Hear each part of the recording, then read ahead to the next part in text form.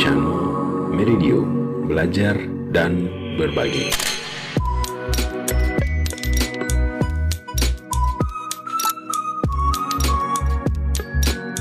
Dalam seri ensiklopedia kali ini, kita akan mengulas tentang sejarah unik di balik benda yang sering kita pakai. Benda pertama adalah pensil. Pensil ditemukan pertama kali pada tahun 1895. Orang yang pertama kali menemukan pensil dengan campuran bubuk grafit dan tanah liat adalah Nicolas Jacques Conte, pria berkebangsaan Prancis yang juga seorang insinyur. Awal mula pembuatan pensil hanya terbuat dari grafit atau barang tambang yang warna, bentuk, dan rupanya mirip seperti arang. Karena gampang patah, terlalu halus, dan cepat kotor, Conte pun membuat pensil dari campuran bubuk granit dengan tanah liat yang dilapisi kayu agar terlihat rapi. Hasilnya, pensil menjadi nyaman dipakai dan mudah digunakan untuk menulis. Kemudian, pada tahun 1858, Hyman Lipman dari Amerika Serikat mematenkan pensil dengan ujung penghapus. Namun, penemuan tersebut dibatalkan karena dianggap tidak ada hal baru dari pensil dengan ujung penghapus ini. Benda yang kedua adalah korek api. Untuk waktu yang sangat lama, pembuatan api dilakukan dengan cara menggesekkan dua buah batang kayu secara terus-menerus hingga menghasilkan bara api. Metodenya berkembang dengan memakai cara yang sama, tetapi benda yang digunakan berbeda, yaitu batu api dan baja. Metode dengan benda-benda alam seperti itu berlangsung hingga ribuan tahun. Pada akhirnya, tahun 1680, seorang ilmuwan berkebangsaan Inggris, Robert Boyle, melakukan percobaan dengan menemukan fakta bahwa fosfor dan belerang akan segera menyala bila keduanya saling bergesekan. Kesimpulan Boyle itu dipercaya kebenarannya oleh para ilmuwan, sehingga ia disebut sebagai orang pertama yang menemukan prinsip untuk menciptakan api secara kimiawi, yang akhirnya membawa pada penciptaan korek api modern hingga saat ini. Benda yang selanjutnya adalah kipas angin. Dikutip dari berbagai sumber, kipas angin listrik pertama kali ditemukan oleh Schuyler Scatwell pada tahun 1882. Artinya, kipas angin yang sering kita lihat sekarang adalah penemuan yang sudah berusia 183 tahun. Seiring perkembangan zaman, akhirnya di tahun 1890-an, baling-baling dan motor penggerak diberi penutup. Alasannya lebih aman dan juga melindungi motor penggerak atau mesin dari debu. Kipas listrik adalah salah satu penemuan listrik terpenting sepanjang masa, karena kipas listrik merupakan bagian dari perkembangan teknologi listrik yang lebih modern. Yang ketiga yaitu jam tangan atau arloji. Saat ini kita mengira peradaban jam dimulai dari negara Swiss. Namun, siapa sangka berdasarkan catatan penting dan bukti yang tertuang dalam sejarah, kita justru akan dibawa berkenalan dengan seorang Jerman bernama Peter Henlein. Ia tercatat sebagai penemu pertama jam dan menjadikan jam sebagai perhiasan mewah pada masanya. Hanya saja, ukurannya masih sedikit lebih besar dan biasanya dilengkapi dengan rantai kuning, karena memang fungsinya sebagai jam saku atau digantung di leher layaknya kalung.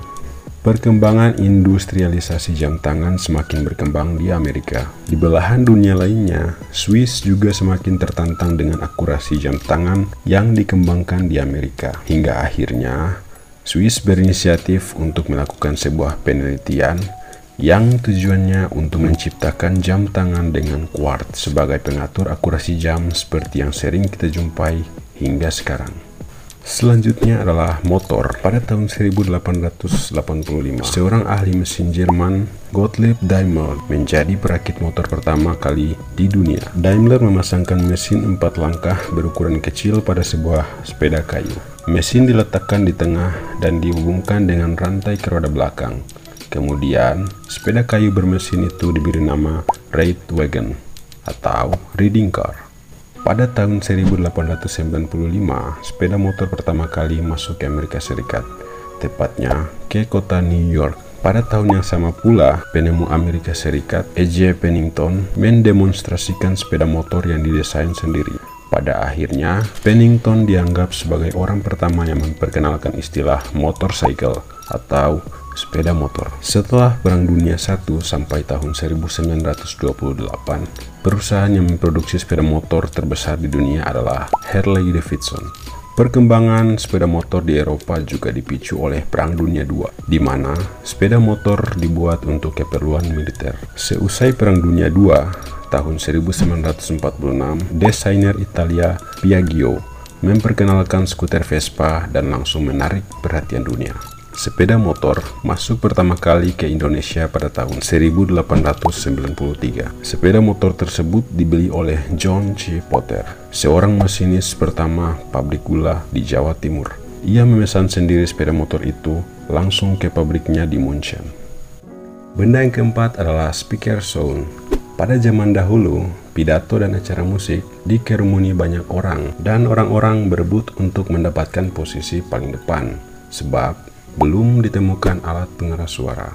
Sejarah loudspeaker berdasarkan Wikipedia dimulai ketika Johann Philipp Reis memasang loudspeaker elektronik dalam telepon yang dibuatnya pada tahun 1861. Alat itu mengubah sinyal audio elektris menjadi suara. Kemudian, Alexander Graham Bell yang juga penemu telepon mematenkan loudspeaker elektronik untuk suara di teleponnya pada tahun 1876. Sejak itu, loudspeaker dipakai untuk mendukung banyak alat, dari telepon hingga alat pemutar musik atau film. Di Indonesia, meski speaker sudah dipadankan dengan pengeras suara, orang tetap lebih familiar dengan penyebutan speaker.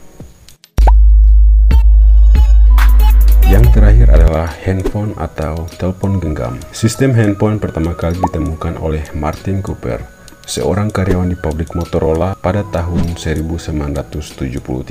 Sejak saat itu, Cooper mencetuskan ide untuk sebuah alat komunikasi yang kecil dan mudah dibawa berpergian serta fleksibel.